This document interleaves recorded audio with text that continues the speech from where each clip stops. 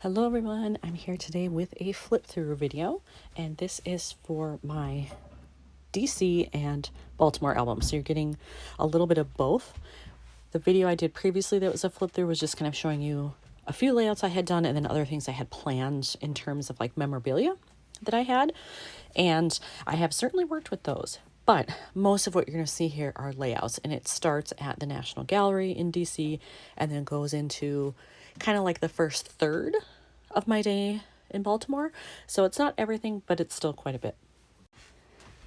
So when I got to the National Gallery, I was primarily going for a special exhibit about Impressionists in Paris, but I also wanted to see some other things. This is a Leonardo da Vinci painting that the National Gallery has, so I wanted to make sure that I stopped by and saw that when I was there, since, you know, he's pretty famous. But I didn't need to do a whole lot, which was nice. And actually I have several layouts like that where I really wanted the photos to be the focus because they were either art pieces or it was very architectural. And so it allowed me to not have to embellish it as much, which is great. So here I am entering the Paris exhibit, and originally I had this card just as the blue, but I liked this kind of peachy coral color here, so I decided to cut down the blue, find a paper that was a close match, and then mat it on there, and I stamped Washington, D.C. I do have a set of stamps from Paper Person that have all 50 states plus D.C. I wanted to use those here, so I was able to stamp that right on this card. And I think it worked nicely because I've got the black writing over here, so the fact that they're diagonal from each other is perfect. So this is just more inside the gallery as part of that exhibit. You can kind of tell because the background here is this maroon. They sort of all go together. So there's a Degas, Pissarro, pretty sure that's Pissarro. And then I stamped that on there just to bring something in that was extra but not embellished, because this is already getting quite thick. Like, I need to keep down any 3D elements I'm using. I have to be very careful and use them sparingly. And over here, kind of the same thing. I had this as a 2x2 already cut, and I thought, oh, that works perfectly with this middle space. And originally my plan was to use sequins here, but I couldn't figure out how I would make colors match between this side and this side. So I decided not to do that. I decided to just do a paper insert. And on this one, I did some funky washi that I have. Just a little phrase strip, a little, I think that's epoxy. Yeah, an epoxy heart, and call it good. Like, it really didn't need a bunch else. I want the pictures to speak for themselves. And so here you can see some great Impressionist paintings. And again, I wanted that to be the focus. These colors were just beautiful. So all I did was just put that phrase strip on there and left it alone.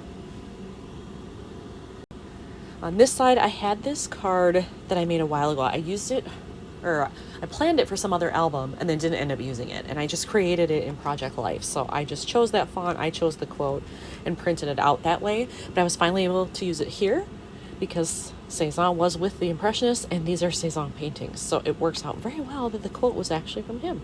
This is a Monet, obviously, but the rest of these. And then this was an old piece of paper I had cut into and I had left, and I believe it's from a Cocoa Daisy kit a couple years ago.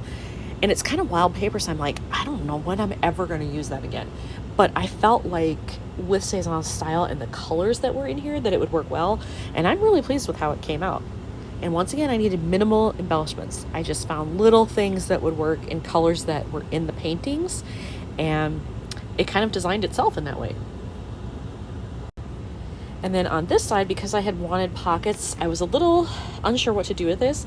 So I decided, you know what, I'm going to print this Van Gogh painting as a 4x6, and then I'll just cut it down to fit in here, and I'll find something to do the other two pockets. And that's what happened. I had some remnants of another paper, which actually also I think was from Cocoa Daisy, and the colors fit. A little bit of yellow there, a little bit of this blue tone, and then I found these little chipboard pieces that I had that I thought matched pretty well, so I just stuck those on as kind of an easy embellishment since this is outdoorsy, and I think that worked out pretty well.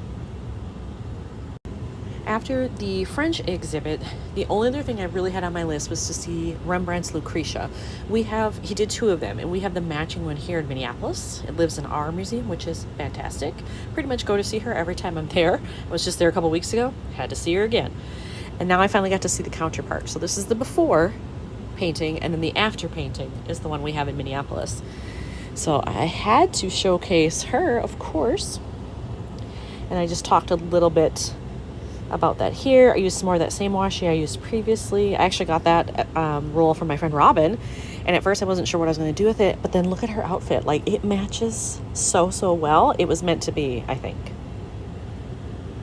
When I was done at the National Gallery, I decided to go to the Supreme Court building because it was kind of on my way back to the train station. I was probably going to pass it anyway, so I decided to make a stop there. It is a beautiful building. I love the classic architecture of it. But also, being honest, I'm not happy with our current Supreme Court. I don't like what's happened with it, so hence this photo. I would like a word, perhaps, with some of those judges. So it was a quick stop, but I at least, took some photos around it, mentioned that I was there, all that stuff, and then moved on. On my way back, given that this was sort of a, not super happy thing, I loved it that I got to see this little garden area on my way back that was still blooming. It was the very, very tail end of September. So whatever these are here, like, they were still blooming that late in the season, which is awesome. So I love seeing all this color and such intense greenery around. It offset so many, imposing buildings.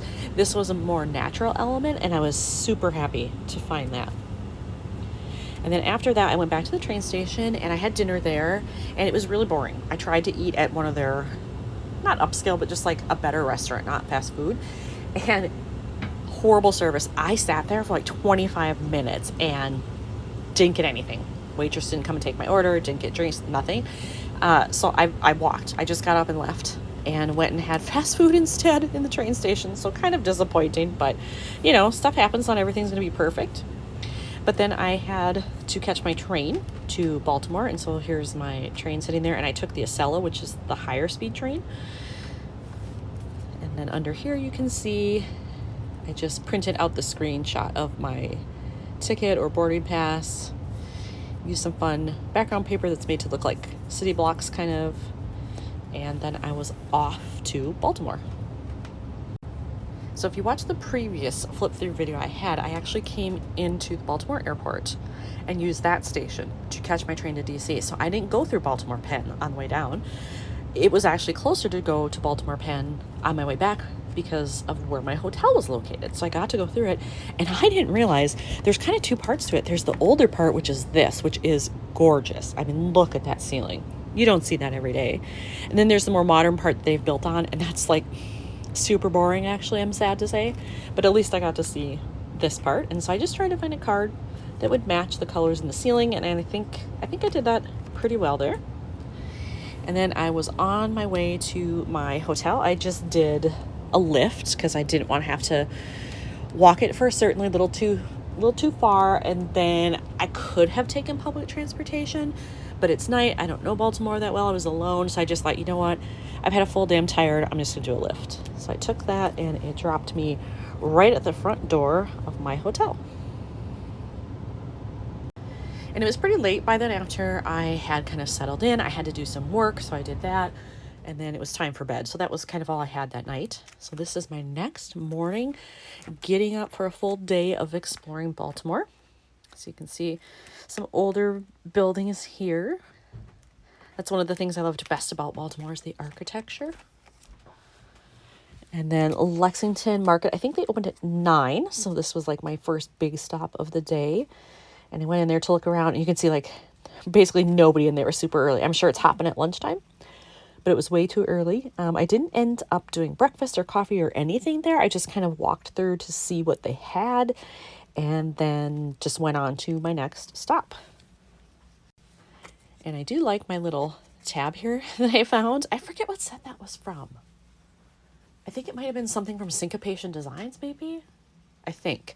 But I had it left over. I'm like, oh, that's the perfect yellow. I can use that. And I love that it's got a little pattern there too. So right around my hotel was a bunch of stuff. Like that Lexington Market was super close. So was the churchyard here and the grave of Edgar Allan Poe. I was a lit major undergrad. I've read lots of Poe. I had to go there. This was not even an option. I just had to do it.